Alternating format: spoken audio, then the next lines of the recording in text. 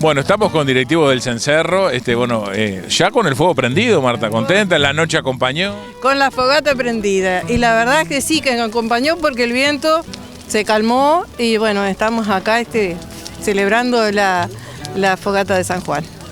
El objetivo de cumplido, ¿no? Los bomberos atentos a que no pase nada. Exactamente, con todo lo que precauciones que tenemos que tener, ¿va? En este caso, porque estamos cerca de todo del quincho también, y bueno, para no arriesgarnos de correr peligro, están con los bomberos al lado. Bueno, la idea, Daniel Edison, la idea es que se mantenga esta actividad todos los años, ¿no? Eso fue lo que se habló en las reuniones nuestras internas, que queríamos hacerlo todos los años. Digo, vamos a ir por eso si podemos, si Dios quiere.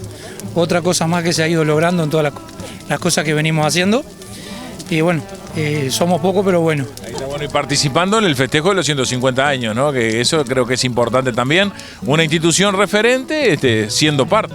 Sí, cuando nos empezamos a reunir con el grupo de los 150 años, fuimos y nos pusimos a disposición. Y bueno, después conversando salió la idea de hacer la fogata de San Juan acá. Y bueno, lo que está al alcance nuestro lo vamos a seguir haciendo. Bueno, ¿fueron a ver cómo viene el guiso carrero allá también, Edison?